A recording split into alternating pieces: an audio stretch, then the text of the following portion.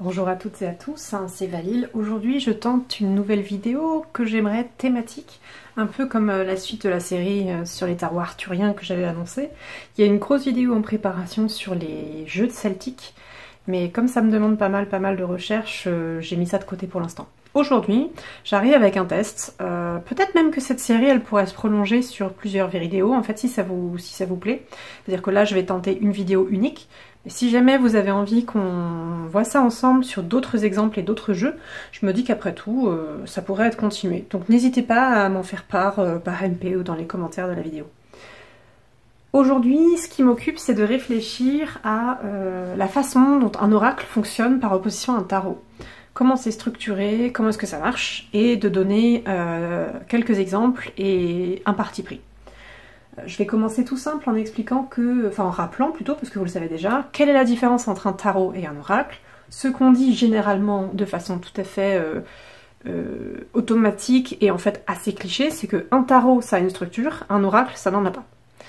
En fait, c'est plus précis que ça, c'est qu'un tarot a forcément la structure 78 lames, et avec majeur et mineur, un oracle n'a pas obligatoirement une structure, mais il peut en avoir une. Et il suit une structure différente, qui généralement lui est propre. Chaque oracle sa structure, contrairement au tarot, qui va suivre toujours, tous les tarots vont suivre la même structure. Et je voulais revenir là-dessus. Est-ce qu'un oracle donc n'a pas de structure, ne doit pas en avoir ou devrait en avoir? Et en fait, moi je vais venir avec mon avis, tout simplement, mon exemple, d'expliquer pourquoi je pense comme ça, et puis chacun en fera ce qu'il en veut, bien évidemment. À force d'avoir vraiment utilisé énormément de jeux dans ma pratique personnelle, dans ma pratique professionnelle avec clients du tarot et dans ma pratique d'analyse aussi professionnelle, je trouve qu'un oracle, excusez-moi, est plus intéressant, plus profond avec une structure que sans. Mais c'est pas en fait obligatoire, et je terminerai la vidéo avec une sorte de contre-exemple, c'est que un oracle qui est bien fait, même s'il n'a pas de structure, il sera hyper pertinent, il sera hyper intéressant.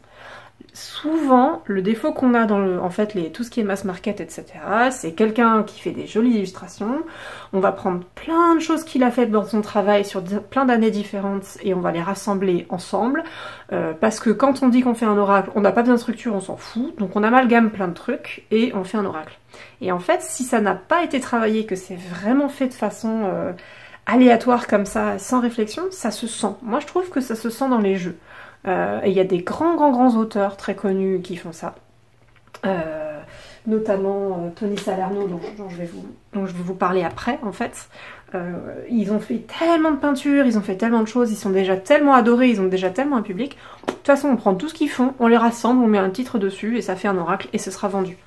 Est-ce que ça en fait des bons oracles pour autant? Je ne pense pas. Et du coup, je vais venir aujourd'hui développer l'exemple du tarot de la dévotion pour vous montrer ça. Donc le tarot de la dévotion, justement, il a perturbé beaucoup de gens parce qu'il s'appelle tarot alors que c'est un oracle. Et pourquoi est-ce que l'artiste, Novembre, a fait ce choix? C'est précisément pour expliquer que son oracle, il est très construit. Contrairement à plein d'autres oracles, et à même la majeure partie des oracles, le tarot de la dévotion est pensé avec plein de détails. Les cartes sont catégorisées de plein de façons et elles s'emboîtent les unes avec les autres comme une construction géométrique et en fait ici comme une cathédrale. C'est vraiment très passionnant, c'est un choix qui peut discuter. Je sais qu'il y a plein de gens qui refusent d'employer le mot tarot pour autre chose que le tarot de 78 lames, mais du coup je trouvais que ça illustrait parfaitement le problème de dynamique entre un tarot, ça a une structure, un oracle ça n'en a pas. Ce choix-là reflétait le fait que ben non, un oracle peut avoir une structure et c'est intéressant. Mais si ça avait été appelé oracle, l'oracle de dévotion, il n'aurait peut-être pas eu le même rayonnement. Bref, peu importe, c'est le choix de l'artiste et on va voir un peu comment ça fonctionne. Donc, il est très complet en fait. Il a plein de catégories de cartes différentes, il a des mineurs et des majeurs comme dans un tarot. Et au lieu de penser en termes de il y a des cartes plus importantes que d'autres, les mineurs et les majeurs, ça renvoie à ça, en gros. Ça renvoie à les grands événements de la vie, les petits événements du quotidien, ou des choses comme ça. Les choses très importantes, les choses moins importantes. Le tarot de la dévotion ne fonctionne pas comme ça. Majeur et mineur, c'est juste des cartes aux fonctions différentes. Dans la structure telle qu'il est présenté, et dans les couleurs, et dans toute la symbolique, en fait. C'est ça qui est génial. Donc, comment fonctionne le tarot de la dévotion? Il est pensé comme une église ou comme une cathédrale. Moi, je préfère le terme de cathédrale, mais je crois que Novembre parle d'église dans son livret. Du coup, l'idée, c'est quoi? C'est que l'église, c'est une construction en 3 dimensions. Donc, il va y avoir le sol, il va y avoir les murs, et il va y avoir le toit, en gros. Et du coup, les mineurs et les majeurs sont délimités comme ça. Les mineurs vont parler plutôt de tout ce qui est les fresques murales, et les majeurs vont parler plutôt de tout ce qui est vitraux et voûtes. Du coup, on a une construction qui est spatiale, et on a aussi une construction qui va être symbolique. Dans les vitraux, qui sont donc les cartes que j'ai sous les mains là en partie, il y a en fait une conception du divin qui est propre à l'artiste, qui est ouverte à nos propres conceptions aussi pour pas trop nous les imposer. Mais l'idée, c'est que ce sont des cartes divines, du divin. Donc ça fait une première... une première catégorie de choses, de concepts, d'énergie, de symboles, pour faire vaste.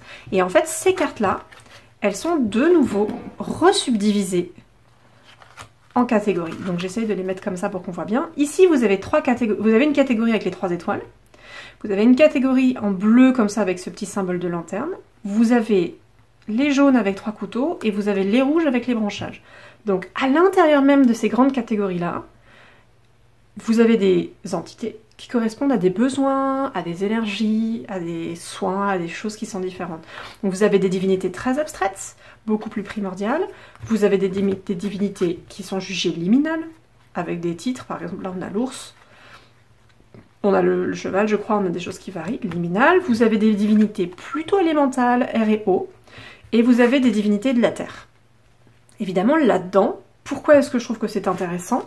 C'est que même si l'artiste a ses propres divinités qui correspondent à ces catégories, a ses propres référents culturels aussi qui fonctionnent avec ces catégories, chacun peut y mettre ce qu'il veut. Par exemple, ici, normalement, vous avez, si je me trompe pas, ouais, c'est ça, le soleil et la lune, en fait. Du coup, ça a tendance à faire penser aux dieux et à la déesse chez les Wiccans. Mais pour les personnes qui ne sont pas Wiccan, elles peuvent voir d'autres choses dans dieu et déesse, et elles peuvent voir d'autres choses dans soleil et lune. Ça peut être complètement différent, et ça peut être aussi, par exemple, désincarné, ça peut être animiste. Ça peut être les forces primordiales du soleil et de la lune, qui ne sont pas des divinités, en fait. Donc il y a du choix. De la même façon, dans les divinités de la terre, ou les divinités eau et air, chacun peut y imbriquer en fait d'autres figures, soit des divinités existantes, soit pareil, en extraire des principes qui sont abstraits. Donc on a une structure qui nous propose vraiment quelque chose de construit, quelque chose d'approfondi, mais on peut aussi déroger à la règle, ou on peut aussi mettre d'autres choses dans ces règles. C'est ça que je trouve vraiment intéressant. Ensuite, autre chose. Donc on a ici, dans les cartes dites mineures, il y a 3 catégories. Donc vous voyez, je les mets par couleur, c'est plus facile. Il y a rouge, bleu et jaune. Sachant que ces couleurs en fait correspondent aussi à un petit symbole. On a une bougie, une épée et un nœud.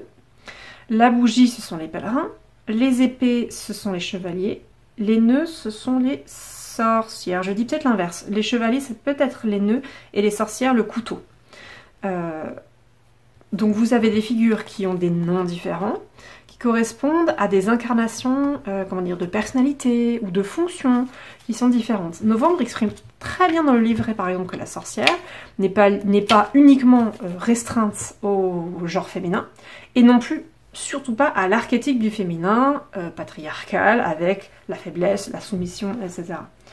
C'est une identité beaucoup plus grande, beaucoup plus forte, qui embrasse différents genres, qui parle du pouvoir, et de la force de faire, de la force de création. Donc c'est pour tout le monde. Les chevaliers, c'est pareil, on sort complètement d'un archétype masculin patriarcal où l'homme protège les femmes et les enfants d'abord, quoi. C'est vraiment différent.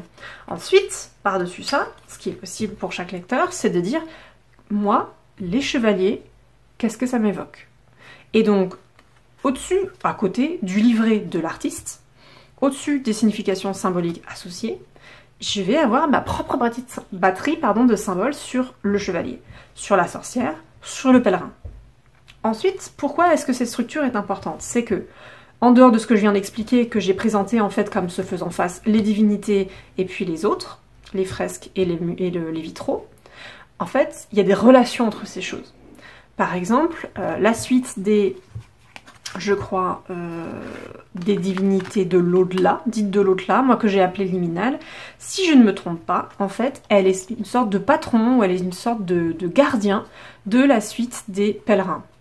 J'espère que je dis pas Yannerie, c'est peut-être les chevaliers. Dans l'idée, peu importe que ce soit l'une ou l'autre, c'est qu'en fait, elles se font comment dire, c'est pas juste qu'elles se font face, c'est qu'elles sont liées les unes avec les autres. Il peut y avoir des rappels dans le symbole et dans le fonctionnement du jeu. Alors je vais essayer de vous lire ça au niveau de, du petit livret qui est en bas. Alors ce sont les divinités de l'au-delà, j'ai dit. Hein. Ouais. Divinité des extrémités, divinité de l'au-delà. Alors, laissez-moi voir. Voilà. Ce sont les compagnons des dieux du centre, parce qu'il y a aussi donc le centre par rapport aux extrémités, par rapport à la voûte, c'est ce qu'on va voir après. L'idée, c'est qu'elle nous parle de ce que nous tentons de comprendre dans nos vies. Donc effectivement, ce sont 3 divinités, ou 3 archétypes, ou 3 majeurs, qui sont plutôt liés à la réflexion, à la méditation. D'où le fait que ce soit lié à la suite des pèlerins. Ce sont bien sur les pèlerins qui éveillent. Ensuite, je vais vous montrer le livret. Voilà comment ça se présente. Ça, c'est effectivement la structure vraiment de l'oracle, oracle tarot. Bon, moi j'ai tendance à dire oracle, mais c'est appelé tarot. On a vraiment quelque chose dans l'espace avec tout qui est relié. Donc ça, autour, ce sont bien les 3 suites mineures que j'ai mis en bas, qui correspondent aux fresques qui sont sur les murs autour de nous dans l'église. Au centre, vous avez bien les vitraux qui sont donc au-dessus puisqu'ils sont en l'air. Et également le fait que ça renvoie au divin qui est donc en dehors de l'église. L'église nous élève, l'église c'est ça le but, hein, c'est le fait de nous renvoyer au cosmique, au divin. Et donc la façon dont elles sont placées, les divinités du centre, n'est pas aléatoire, c'est que, comme dit, les différents groupes de divinités, en fait, ils évoquent chacune une des suites mineures, avec au centre les 3 principes primordiaux, qui étaient donc ceux avec les étoiles, je vous avais dit, qui sont plus cosmiques, plus abstraits, plus primordiaux. En fait, c'est ce qui nous renvoie vraiment au mystère très incompréhensible pour l'homme. Et au centre, en fait, ça renvoie à la clé de voûte. On a cette carte-là, qui n'est donc pas un arcane, qui est en dehors du jeu, qui correspond au centre de toute la construction qu'on a. Et donc, comment interagit la structure avec le jeu? À quoi est-ce qu'elle peut servir? À plein de choses. C'est difficile à résumer en fait dans une seule vidéo, c'est pour ça que j'avais un peu peur de me lancer, j'avais peur que ce soit trop flou, de pas avoir le temps, j'avais pas envie que ce soit trop long. C'est que quand l'oracle est vraiment réfléchi, sa structure reflète l'intention de l'artiste, reflète le titre du jeu, tarot de la dévotion, reflète son outil, son objectif en fait. C'est ça que je trouve vraiment intéressant. Le tarot de la dévotion, il a une ambiance donc médiévale, d'église médiévale, il a une ambiance de sacré, d'église et de méditation, de recueillement.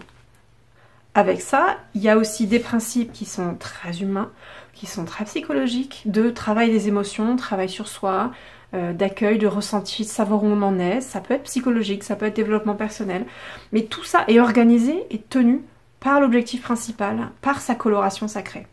Un jeu comme ça, qui a une structure aussi aboutie, pour moi, donc comme dit, ça vous rajoute du sens, ça vous rajoute des liens entre les cartes, et ça vous rajoute des possibilités de liberté, même si certaines personnes pourraient penser que la structure, ça vous impose d'utiliser le jeu d'une façon. Techniquement, le joueur ou le tireur, quand il s'agit de les tirer pour faire un tirage, il peut les utiliser comme il veut en fait. S'il décide de péter la structure, s'il décide de ne pas en tenir compte et de ne tenir compte que des mots-clés ou que des images, bah, il le fait. Il ou elle le fait. Mais vous avez vraiment du contenu supplémentaire, moi je trouve, avec quelque chose qui est résonnant. En termes énergétiques, en termes vibratoires, en termes aussi symboliques, on sent que ça fait des petites strates. On sent que ça fait de la profondeur et on sent vraiment l'intention de l'auteur qui n'est pas juste infusée dans les illustrations, mais qui est infusée dans le jeu, comme un tout, comme une entité, quoi, comme un projet. Je voulais vous montrer un exemple ou un contre-exemple. Alors je vais changer de jeu, juste pour montrer la différence. Qu'est-ce que vous faites quand vous êtes face à un jeu comme celui-ci? Donc qu'est-ce qu'on fait?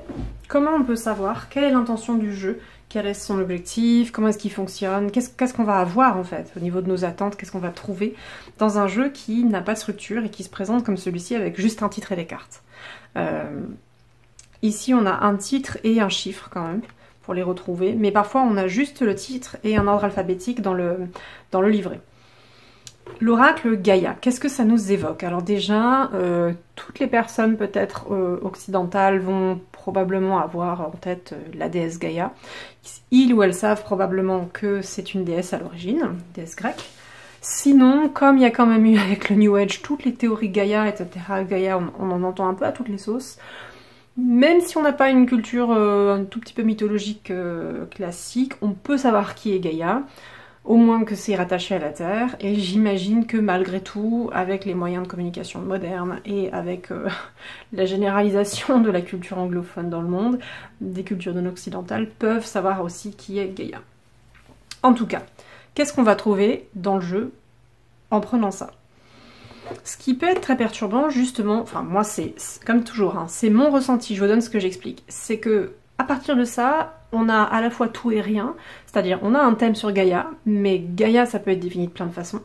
Est-ce que c'est la déesse grecque? Est-ce que c'est la Terre? Est-ce que c'est le truc New Age où la Terre est une espèce d'organisme vivant?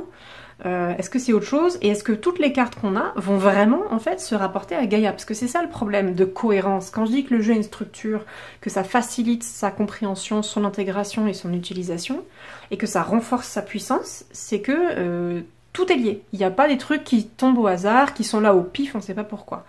L'améthyste par exemple, qu'est-ce que ça a à voir avec Gaïa? Bon, on peut voir ça du principe, on peut voir ça en fait sous l'angle que l'améthyste c'est une pierre, la pierre c'est un cadeau de la terre, donc la terre égale Gaïa, bon, ok. Mais par rapport aux autres mots-clés qu'on va voir dans le jeu, c'est pas forcément lié en fait, c'est ça qui est compliqué. Il faut voir par rapport au titre et il faut voir les cartes les unes par rapport aux autres. La purification, l'eau, donc on est plutôt dans des éléments naturels. La tentatrice, là on est plutôt dans un archétype. Et c'est quoi le rapport entre la tentatrice et Gaïa? Ça parle de séduction, de tromperie et de promesses brisées. J'espère que vous allez comprendre ce que je veux dire au fur et à mesure. La réflexion, l'illusion, les terminations, là on est dans un principe plutôt abstrait, un peu comme la purification, mais encore plus abstrait, parce que la purification, au moins on voit qu'on purifie quelque chose ou on purifie quelqu'un. La réflexion, c'est très interne. L'évolution, c'est un principe très abstrait. Quel rapport avec Gaïa? Alors là, ils vous le mettent. Les changements planétaires, les changements du climat, la transformation. Donc on a la macrosphère et la microsphère. Les changements climat, etc., c'est à l'échelle de la Terre. La transformation, c'est plutôt une transformation interne, personnelle, pour les gens. Du coup, c'est l'évolution, mais à tous les niveaux, donc ça passe. Ici, on a la perte, qui est un principe émotionnel, donc un peu abstrait, mais comme dit, c'est pas forcément aussi abstrait que la réflexion. Là, on a la danse éternelle. La danse éternelle de quoi? Alors certains, on pourrait dire si Gaïa c'est la Terre est dans une danse éternelle autour du soleil, ça pourrait renvoyer à ça. Mais le fait qu'on ait une femme qui danse dessus, certaines personnes pourraient ne pas trop comprendre le rapport. Bon, le mouvement, la roue de la vie, et là le chemin avec le moins de résistance. Donc on voit qu'on essaye de tirer un principe dans 3 dimensions. La mer sacrée, là on comprend, le message d'amour. Le night wind, donc le vent du soir, le vent de la nuit, on revient plutôt sur un principe élémental. C'est pour ça que je reviens à l'eau et à l'améthyste, d'accord, bon. L'harmonie, c'est un principe beaucoup plus générique, plutôt comme l'évolution ou la réflexion. Le fait de se souvenir, le fait de... ça c'est plutôt psychologico-émotionnel. Donc il faudrait voir. Le jardin zen, là on est carrément dans autre chose parce qu'on visualise vraiment, nous occidentaux, quelque chose de très spécifique avec un truc taillé, des bonsaïs ou éventuellement le sable avec un râteau qui a fait des dessins. Bon, on voit vraiment, je trouve, un fossé entre certaines cartes et bon, Garden, le jardin, ça nous renvoie effectivement éventuellement à Gaïa, à la Terre, mais c'est beaucoup plus civilisé que Gaïa, quoi. Gaïa, c'est le principe soit terrestre, c'est-à-dire soit planétaire, soit cosmique. Ça a un côté un peu naturel, justement, à cause du New Age, retour au sauvage, etc. Le jardin zen, c'est l'inverse, parce que c'est un jardin qui a été taillé, donc... Ok, bon... Le message, donc le message, ça c'est complètement abstrait, on voit pas forcément de rapport avec Gaïa non plus. Je pense à toi. Quel rapport avec Gaïa? Bon. L'arbre enflammé. Alors un arbre, ça va nous renvoyer éventuellement à la Terre. Et ça nous dit que c'est une carte de nouveau départ. Bon, quel rapport avec les flammes et le nouveau départ? Peut-être parce qu'un arbre qui brûle, il revient à la terre et il faut tout recommencer le cycle de la vie. Ça peut être quelque chose comme ça. Là, on a Ganesh, donc on a carrément une divinité, alors qu'on n'en a vu passer aucune autre jusqu'ici. Et c'est quoi le rapport entre Ganesh et Gaïa? Sachant que Gaïa, comme dit, toujours pareil, à l'origine, c'est une déesse grecque. On n'est pas du tout dans l'hindouisme. Qu'est-ce que ça fout là? Ça, c'est typique des jeux New Age où on va tout mélanger, on prend tout ce qu'on veut dans les cultures sans rien demander à personne et on fait un gloubi-boulga. Bon. Je passe à la suivante, je vais pas épiloguer. Le cadeau, secret, caché. Ok, quel rapport avec Gaïa? Gaïa qui nous fait des cadeaux, ou peut-être les humains entre eux qui se font des cadeaux. Mais en fait, les deux seraient possibles techniquement. Le problème, c'est de savoir à chaque fois dans quelle strate on se situe et de bien délimiter en fait. Moi c'est ça souvent qui me manque, de délimiter qu'est-ce qui était prévu par l'artiste ou pas. Techniquement il ou elle peut nous laisser libre en fait. C'est ça qui est dommage, donc on n'est pas obligé de préciser, mais quand les cartes sont trop hétérogènes les unes avec les autres, quand il y a trop de niveaux différents, des fois c'est abstrait, des fois c'est concret, des fois c'est psychologique, des fois c'est du matériel divin, comment est-ce qu'on s'y retrouve en fait? Et pourquoi on a ces cartes là et pas d'autres? Et du coup, si je veux répondre à certaines questions en me basant sur le titre Gaïa, je vais utiliser ce jeu-là, bah des fois je vais tomber sur des cartes qui n'ont rien à voir avec mon problème de départ ou avec ce que je pensais en me basant sur le titre en fait. C'est ça le souci. L'amour éternel, le fait de s'élever, la guérison, donc là on a des trucs très New Age à nouveau. On a des choses qui sont un petit peu abstraites. Ça peut parler à plein de situations différentes, donc techniquement c'est très ouvert comme carte. La guérison c'est très ouvert comme carte aussi. Là on a une déesse de la lune, donc elle n'a pas de nom, donc tout le monde peut y projeter une déesse de la lune qu'il ou qu'elle veut. Comme dire, donc c'est un deuxième principe divin, mais contrairement à Ganesh, elle n'est pas identifiée, elle n'est pas nommée. Quel rapport avec Gaïa? Est-ce que c'est parce que la lune c'est du coup un phénomène naturel, c'est planétaire, on a la Terre, la Lune, le Soleil. Et du coup, par contre, Ganesh, qu'est-ce qu'il faisait là? Parce que Ganesh, c'est pas la Terre, quoi. Toujours pareil, c'est que les cartes renvoient des questions les unes aux autres. Donc, qu'est-ce qu'on en fait? L'océan éternel, d'amour éternel, bon, la libération, la paix. Là, comme dit, on avait des principes, donc plutôt abstraits. Là, on revient sur des phénomènes naturels. On est presque dans un paysage, on observe le clair de lune. Le chemin caché, ça peut renvoyer à plein de choses. L'appréhension, là, paf, on vient dans l'humain. On vient dans le psychologique. La déesse de la création, donc techniquement, ça pourrait être lié à Gaïa. Pourquoi pas? Et on le laisse neutre pour qu'on puisse y mettre chacun nos préjugés, nos besoins culturels. La fin de l'hiver, donc là, ça parlera de façon beaucoup plus générale à tout le monde en termes d'étapes, de temporalité ou de phénomènes naturels. Un amour perdu, donc un amour perdu, là on est de nouveau dans la sensation. Achievement, c'est l'accomplissement, c'est très humain, soit psychologique, le sentiment d'achèvement, soit plutôt développement personnel par rapport à un projet. Là on a la communication intuitive, le voyage sacré. Voilà, donc je vais peut-être pas toutes les faire, on a quand même une carte Gaïa, faut le savoir. Mais du coup, vous voyez, c'est beaucoup plus difficile de naviguer un jeu comme ça, de prévoir comment il va pouvoir nous répondre, à quoi est-ce qu'il va pouvoir répondre. Ça, pour moi, c'est vraiment évident avec ce genre de jeu. Ce qui ne veut pas dire qu'il n'est pas beau, ce qui ne veut pas dire qu'il y a des choses sur lesquelles il peut répondre, mais à moins de l'utiliser en guidance vraiment au pif, pour répondre à des choses au niveau du travail, pour répondre à des choses, vous voyez, en termes de domaine de réponse, c'est pas évident de jauger et ce sera potentiellement en fait moins efficace qu'un autre oracle parce qu'un autre oracle on va savoir où est-ce qu'on va très précisément et ça va pouvoir répondre à tout, on n'aura pas de problème. Du coup on aura peut-être, c'est toujours mon avis, du mal à s'orienter directement sur un jeu comme celui-ci, de choisir vraiment consciemment parce que il est flou au final, il va être très flou. Alors, pour donner des contre-exemples, nuancer tout ça, il y a des oracles que j'adore et qui fonctionnent très bien, qui n'ont pas de structure. Donc j'ai pris ces deux-là. L'oracle de Celia Melville que j'ai déjà utilisé sur mes blogs et sur Instagram n'a pas de structure, mais il est foudroyant d'efficacité. Vraiment, ça va répondre à tout un tas de questions, mais c'est lié à la façon dont on a choisi les mots-clés. À la façon dont Célia a choisi les mots-clés, et quel est son type d'approche du tarot, qui est très introspective, méditative, au niveau des émotions, du développement personnel. Et ça a bien été pensé. Donc il y a peut-être des choses, on sait rien, qui sont un peu plus spécifiques, peut-être plus spirituelles, qu'on aurait du mal à traiter avec ce jeu, mais je demande à voir. Comme il est resté abstrait et qu'il est resté très créatif, ça marche très bien. Donc on n'a pas forcément besoin d'une structure pour fonctionner. Il y a des cas où sans structure ça marche bien, mais il faut identifier justement pourquoi. Et là où la structure, pour le coup, pour moi, c'est un manque de travail, c'est une paresse, et ça rend le jeu moins efficace, malgré sa beauté. Hein.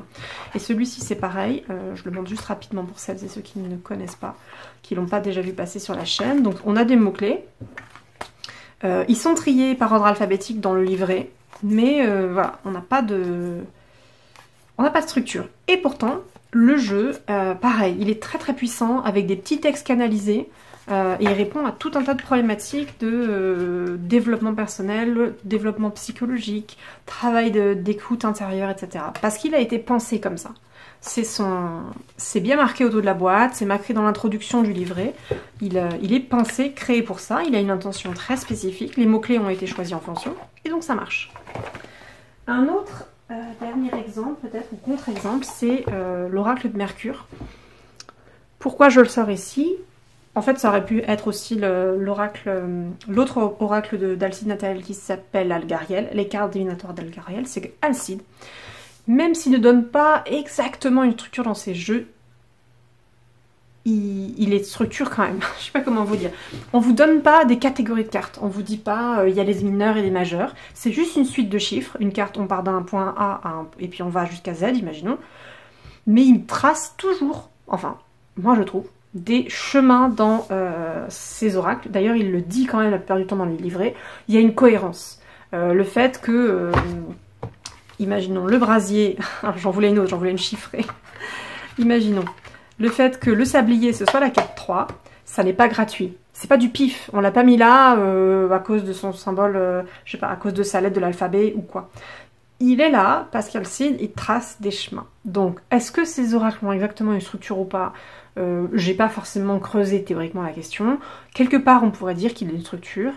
Mais si on part du principe qu'une structure, c'est des grands principes abstraits, par exemple comme des mineurs, des majeurs, des divinités, ou alors des émotions, des couleurs, des chiffres, j'en sais rien, des formes, ça, ce serait une structure. Avec des catégories et des sous-catégories identifiées à l'intérieur de votre jeu. Ça, il ne les propose pas. Mais par contre, on voit bien qu'il y a une logique interne. Les symboles qui sont choisis, en plus, il y en a peu. S'il y en a peu, c'est qu'ils ont été très très réfléchis. Et ils ont un lien entre chacun. On passe de telle carte à telle carte et pas à une autre, en fait. Ça, d'autant plus dans celui-ci qui a une visée alchimique et initiatique, ça se sent. Ça se sentait aussi dans Algariel qui raconte une histoire, il y a une évocation du jeu de loi. Et je pense que ça sera pareil dans les jeux suivants que j'ai hâte de découvrir. Mais voilà, du coup, parfois, officiellement, on n'a pas de structure, mais on voit bien que le jeu, il a été réellement travaillé de l'intérieur. Et pour moi, je trouve que ça fait toute la différence parce qu'on le sent.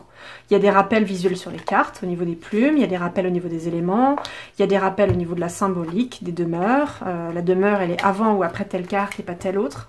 Donc ça nous donne, en tant que joueur ou joueuse, ça nous donne vraiment des outils supplémentaires, ça nous donne de la profondeur, ça nous donne du symbole, ça nous donne de la matière. Et si on n'en veut pas, on ne le prend pas. Mais c'est là en fait. Et ça se sent vraiment dans le choix des mots-clés, dans le nombre de cartes, dans l'ambiance, pour le coup, esthétique et pour certains et certaines médiumiques du jeu. Je trouve que c'est très très fort. Voilà, ça fait la différence pour moi. Donc je vais m'arrêter là. On aura une vidéo un peu longue, j'espère pas trop. N'hésitez pas à me dire si je suis allée trop vite et que j'ai peut-être mangé des mots ou que mes exemples n'étaient pas assez précis. On fait ce qu'on peut et je trouve que dans les échanges c'est vraiment bien quand on peut compléter, discuter, nuancer. Donc n'hésitez pas, voilà. En général j'essaye aussi de compléter les vidéos par un petit article sur le site, histoire de répertorier les informations techniques sur les jeux, de rajouter peut-être des points de vue, de préciser. Donc voilà, n'hésitez pas, je vous lirai avec plaisir dans les commentaires et je vous dis à la prochaine.